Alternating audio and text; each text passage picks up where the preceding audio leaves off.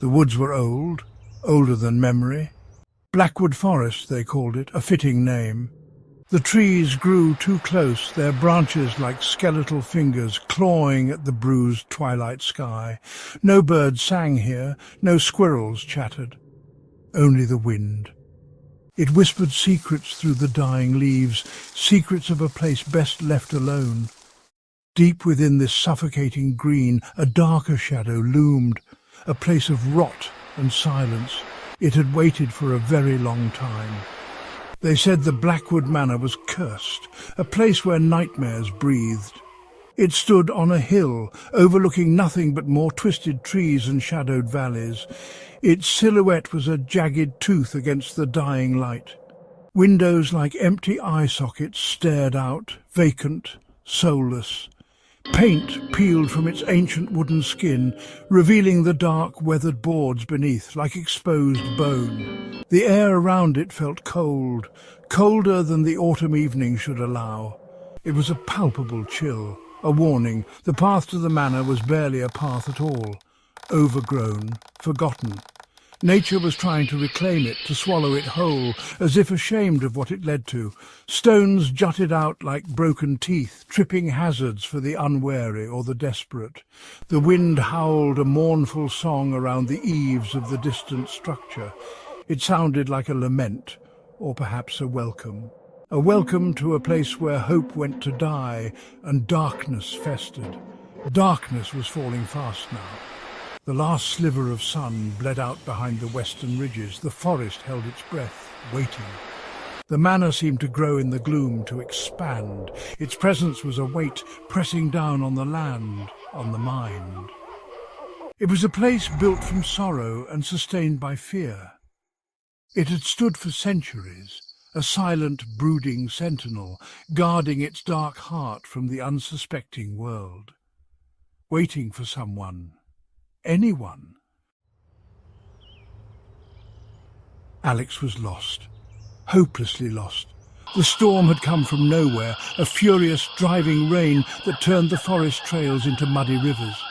The wind shrieked like a banshee, tearing at clothes, biting at exposed skin. Alex's small car had sputtered, coughed and died. Miles from any town, miles from any sign of life, or so it seemed, until the manor appeared. A dark promise of shelter or something else, something much worse. But the rain was a cold, hard reality. Shelter. That was all Alex wanted. A roof, a dry place to wait out the storm. The manor looked forbidding, true, but the alternative was freezing out here in the relentless downpour. The cold had seeped into Alex's bones, a deep, aching chill. Every gust of wind felt like a razor. The forest offered no comfort, only more darkness, more unseen things rustling in the undergrowth. Alex pushed weary legs forward towards the hulking shadow, towards the promise of a door. The gate was iron, rusted, heavy. It groaned in protest when Alex pushed, like an old man disturbed from a long sleep. The sound was swallowed by the storm, but it echoed in Alex's mind, a warning or an invitation. The driveway was a tunnel of gnarled, ancient trees. Their branches met overhead, blocking out even the faint, stormy light. Each step was an effort. Each breath was a cloud in the frigid air. The manor loomed closer, its windows like accusing eyes. Reaching the massive front door, Alex hesitated. It was oak, black with age, studded with iron. A heavy knocker shaped like a grotesque gargoyle's head was the only option. Its metal felt colder than the rain. Alex lifted it, let it fall. The sound boomed, echoed. Then silence. Only the storm answered. Alex knocked again, harder this time. A prayer, a demand, anything to escape the raging elements. The wood felt strangely soft beneath the knocker, almost like skin. The door creaked open, slowly, as if by an unseen hand. No one was there, just a yawning black space beyond the threshold. The air that wafted out was stale, thick with the smell of dust. And something else, something vaguely sweet, like rotting flowers. Alex peered inside. The hall was vast, cavernous, swallowed in shadows. A grand staircase spiralled upwards into more darkness. Its wood was dark, polished by time or something else. It looked like a waiting serpent. Alex stepped inside. The door groaned shut behind, with a sound like a coffin lid closing. Final. The storm outside seemed to fade, muffled, as if the house itself was holding its breath. Or Alex was now in its lungs. Dust lay thick on everything, like a grey shroud. Cobwebs draped from the ceiling like forgotten funeral decorations. They swayed gently in a draught Alex couldn't feel. The silence was profound, unnerving. It pressed in from all sides, heavy, expectant. A shiver traced its way down Alex's spine, not from the cold. This was different. A prickling sensation, like being watched. Alex called out, "Hello, is anyone home?"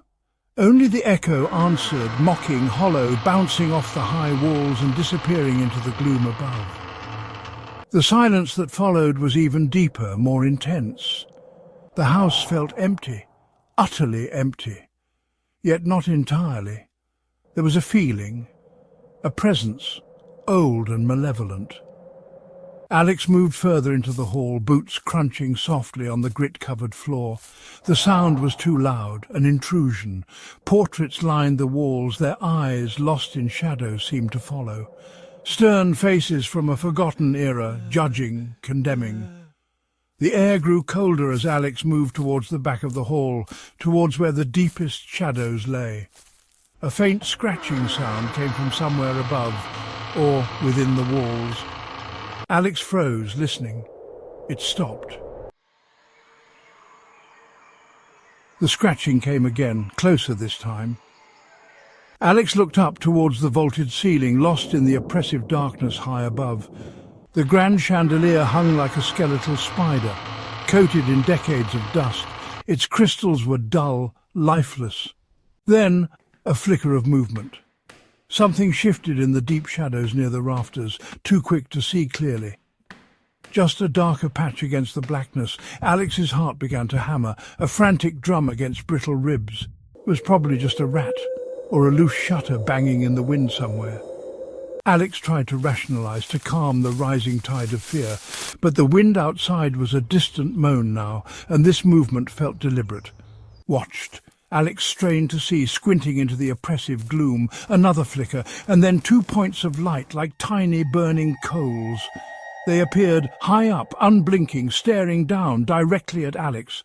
They were eyes. The eyes glowed with a faint internal luminescence, red, unnatural, and they were too far apart for any normal creature of the night. A bat? No ordinary bat had eyes like that, or that presence. A cold dread, sharp and piercing, lanced through Alex. This was no rat. This was something else, something ancient, something wrong. The air in the hall seemed to drop several degrees. The silence was now charged, taut, like a wire about to snap. Then a leathery sound, a rustle, like old parchment unfolding. The shape detached itself from the shadows. It was a bat, but impossibly large. Its wingspan stretched wider than a man was tall. Its body, a dense black mass. It clung to a high beam, its silhouette monstrous against the faint light filtering from a grime-covered window. The glowing red eyes never left Alex. They promised pain. They promised terror. They promised a very, very long night. Section 5. Footsteps in an empty house. Alex backed away slowly, heart pounding, eyes fixed on the grotesque creature. The bat remained still, just watching. Its silence was more terrifying than any snarl. Every instinct screamed to run, to flee back into the storm, but the door felt miles away, and the thought of turning one's back on those glowing eyes? Unthinkable. Alex fumbled for a flashlight, the beam cutting a shaky path through the dust-filled air, aimed it upwards, but the light seemed to falter, to dim, as if the darkness itself was fighting back. The bat recoiled slightly from the weak beam, a low hiss, like escaping steam, but it did not flee. It simply shifted, its head tilted, as if curious or sizing up its prey.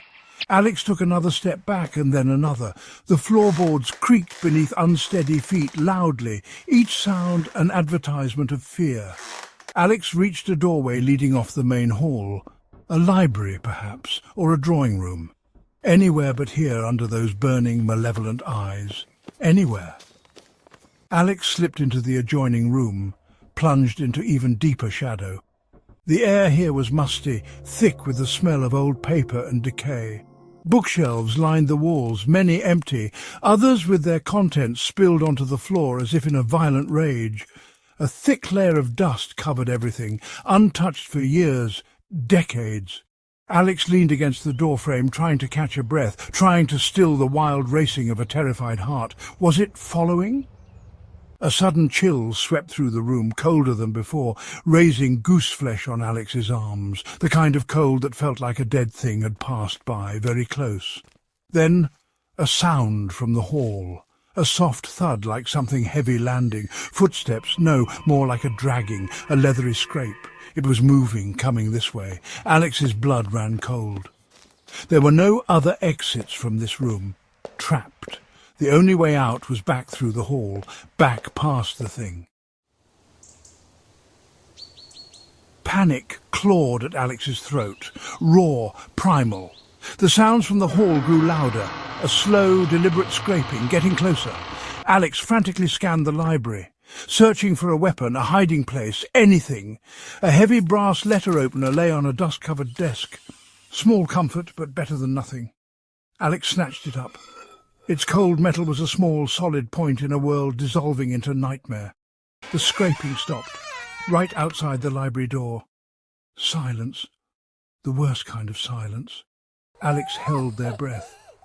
Listening, ears straining.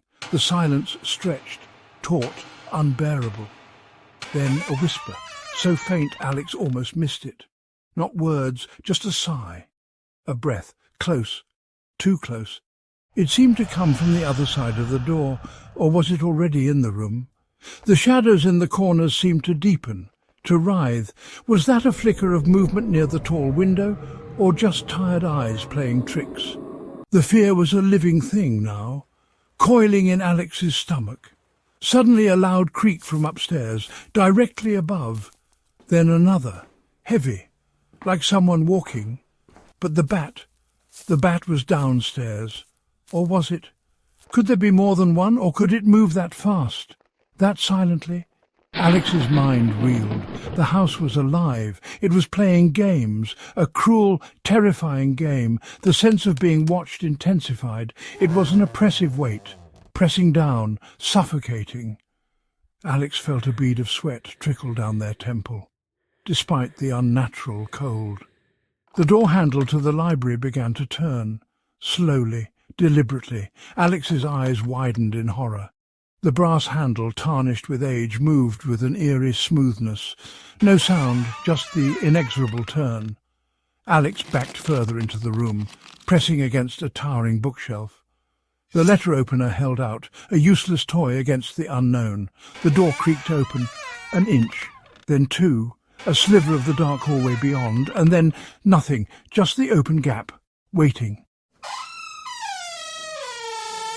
Alex stared at the partially open door, frozen, unable to move, unable to breathe. The silence from the hallway was absolute, but the feeling of a presence, it was stronger than ever. It was right there, just beyond the door, waiting, taunting. Alex knew with a certainty that chilled to the bone that it was playing, enjoying the fear, savouring it. This was not just an animal. This was something with a cruel intelligence, a dark, patient hunger. Then it came, not through the door, but from above. A sudden whoosh of air, a vast dark shape detaching itself from the ceiling shadows of the library. The giant bat. It had been there all along, hiding in the darkness, watching, waiting for the perfect moment. Its glowing red eyes burned with a triumphant malice. Its leathery wings, immense and terrifying, beat the dusty air. Stirring up a cloud of choking particles, it let out a screech, high-pitched, piercing, a sound that scraped against nerves. Alex screamed, a raw, desperate sound swallowed by the oppressive confines of the ancient room. Alex ducked, scrambled away. The bat swooped. Its claws, long and sharp as razors, raked the air where Alex had been moments before. It circled the room, its movements surprisingly agile for its size. Its shadow danced on the walls, a monstrous flickering horror. Books tumbled from shelves as it brushed past, the air filled with the stench of something old and dead. It attacked again, diving from the shadows near the ceiling. Alex stumbled, fell over a pile of fallen books. The letter opener clattered away, lost in the gloom. Alex was defenseless. The bat was upon them. Its fetid breath washed over Alex's face, hot, reeking. Those terrible red eyes filled Alex's vision, close enough to see the tiny, pulsing veins within their infernal glow. Alex closed their eyes, bracing for the tearing pain. For the end, this was it. But the killing blow didn't come immediately. Instead, a sharp pain on Alex's arm, a deep scratch, then another on the leg. The bat was toying, inflicting wounds, not to kill, not yet. It seemed to want the fear, to prolong the agony. Alex scrambled backwards. Crab walking across the dusty floor, kicking out blindly. The creature circled again, its leathery wings creating a vortex of disturbed air. It let out another of those terrible high-pitched screeches, a sound of pure, unadulterated evil. Alex had to get out. Out of this room, out of this house of nightmares, the library door. It was still ajar. A sliver of hope, or another trap. Alex lunged for it, scrambling on hands and knees. The bat swooped again. Its wing clipped Alex's head, sending a shock of pain through the skull. Stars exploded behind Alex's eyes, but the antechamber, the door, it was closer. Alex pushed through, stumbled back into the main hall. The vast, dark space felt even more menacing now. The creature was right behind. Its shadow engulfed Alex. Its screeches echoed in the cavernous hall, making the ancient timbers of the house seem to vibrate. Alex ran, blindly, towards the front door, the massive oak door that had seemed like salvation earlier. Now it was the only escape, if it would even open. Alex fumbled with the heavy iron latch, fingers slick with sweat and a little blood. The latch was stiff, rusted, unmoving, trapped. The bat landed on the grand staircase, its red eyes fixed on Alex. It spread its enormous wings, a grotesque parody of an angel of death. It seemed to fill the hall. Its presence was absolute, crushing.